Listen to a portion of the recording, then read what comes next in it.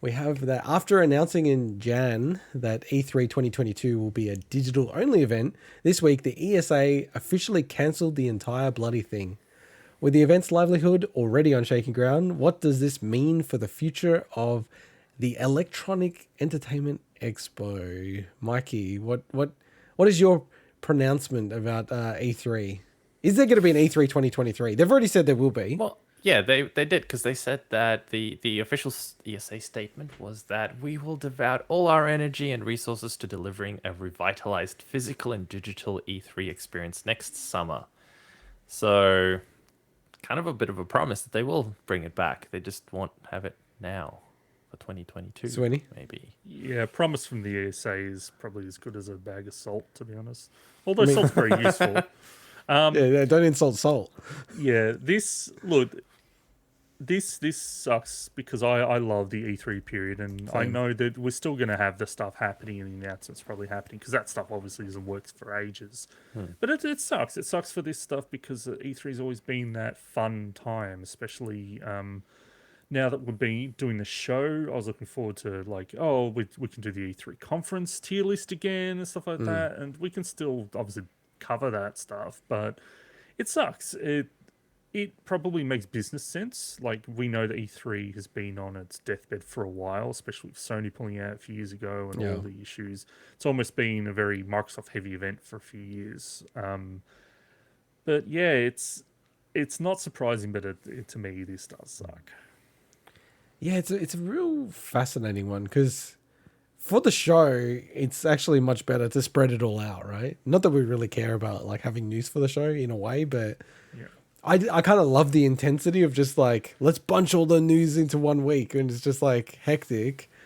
But it made no business sense to do that. And with the nature of online distribution and directs and, like honestly, if you just wait and you go, okay, cool, like this is a pretty empty week, bang, here's some news about the new PS Plus tier list and here's a new Mario game or whatever. You just, there's no benefit in concentrating everything into 1 week. There's literally no benefit in it. So I kind of almost forgot there was an E3 last year, I must admit. Like, it was online only. It wasn't like in person, but I think it was last week, I actually was looking up, oh, when is E3 this year? And I was looking it up, and then this news dropped. I'm like, oh, that's why I couldn't no find way. when E3 is this year. Because they clearly hadn't put the dates up yet. yeah. I didn't. But it's enjoy always it in the June. It's always like the past. first or second week of June. Yeah, I was just checking. Summertime. No, because I actually quite enjoyed it. I remember when Game Trailers was big. And it was really cool to go through a certain period and just check out all the cool trailers that were coming out. And one sort of, you'd get out the popcorn and you'd just sit there for a couple of hours just seeing all the cool shit that's coming out. And I think it was something in a whole bunch of people's calendars that they were looking forward to. Yeah. So it's weird though that it's the end of such a big era in that sense. You know what I mean? This thing was massive. Oh, I mean, E3 has died off before and come back, but that was at the time we didn't have the Nintendo Directs, and like as Scott was saying, like competition's way the digital age has really got to the point where it doesn't make business sense, whereas before it did. Well, you had the other thing where, when around the time the Wii, PS3, and Xbox 360 came out, everyone was like, oh, gaming is dead or dying. Phones were starting to come, like, weren't there yet, but like a lot of analysts, people like I, to be honest, would have been like, oh, consoles are going to die. It just doesn't make sense from a business perspective.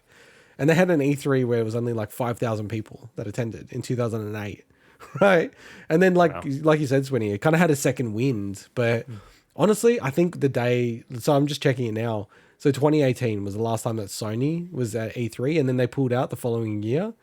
Honestly, to me, that was like when E3 died, and it's been on life support since then, really, because it doesn't make sense. You can't mount the argument that you're representing everything. Like, Sony's not there at all, right? Like, they are the biggest, like in terms of gaming, like they're the biggest brand, like they are, like you just have to admit it. And like, I mean, it's not even a big call, right? It's not even a hot take. Like, the Game Awards have usurped E3.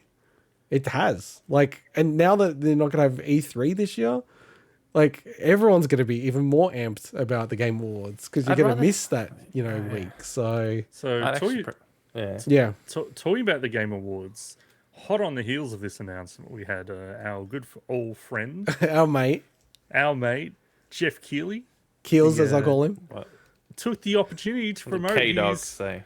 his Summer Games Fest, which is basically his E3 rival kind of, I guess, festival. Oh, we're definitely on this year. We'll be on this year. Of He course. did not. And the funny part is Keeley's been such a huge part of E3 in the past that it's just like he obviously would have known for a while that it's been cancelled unless the decision was made really quickly. So he's just like probably waiting with that draft tweet ready to go. It's true. I mean, like, to be fair, they got PlayStation and Xbox as part of the partner announcements for Summer Games Fest. I don't really understand Summer Games Fest. It's because it's not a thing. It's not like, it feels like random shit pops up all the time. So then I just feel like, what's the point of all branding it under Summer Games Fest? I don't really understand. You watch this year, it would probably be a lot closer to what E3 was in terms of conferences. Wow. It wouldn't shock me if basically that Xbox really hitched their wagon to that thing this year. So. Yeah, you might be right, dude. Like if wow, like if they do that, if they do it like for a week in June, right? I mean, like, yeah, E3's completely dead at that point. Totally Well, dead. it's in the funny water. because even Jeff Keighley was like live streaming intros to the E3 presentations, and I think he even got his hand slapped about that stuff. It was pretty funny. So, Oh shit, dude! last year. Dude, this is crazy. This is like just I'm checking this live. Summer Games Fest last year was like over the course of 3 months. It was like kind of random and just kept going on. Oh, They've already confirmed Summer Games Fest 2022 will take place during the month of June. Specific 1 month. events day will be announced in the coming weeks. I'm like, dude, they are like fully trying to kill E3 now. Damn, man, E3 can't come back. How could it come back? It'll be like a shell of itself if it comes back. Damn, that's I don't know what to kind of make crazy. of that. Because the Game Awards, I'll be honest with you, that to a large extent, they're kind of like the Oscars for me. I don't really give a fuck what some people vote a game in. The announcements were interesting. We're talking the announcements part, not the absolutely. award part. But the way it's geared, I wouldn't say it's not primarily an award ceremony, but the whole concept behind it being an award ceremony, it just puts me off. I'd rather just see the new games that are coming out, see what developers are saying, etc. Oh, you like the than marketing to stuff? watch that shit. I love the awards because we get to No, I predict just don't them. like the It's fucking much awards. fun. Yeah, I that just makes don't it like fun. that whole Oscar thing. We've already made an executive decision this year when we do the Game Awards coverage. We're gonna have every category and vote for every category to make it more entertaining because it's boring otherwise. And then we'll have to debate about the point multiplier at the end because Yeah. that was a bit controversial. Extremely controversial. But there was integrity because we didn't change the rules on the fly. That's yeah, integrity. because anyway, All right. Well, let's move on. E3. I don't know. It's nice knowing you, E3. I think you're dead. Sorry, mate. Pour one out. For Pour one out because it was cool, but yeah. Oh well. See you later. Keely's the new gaming lord. All right. Godfather.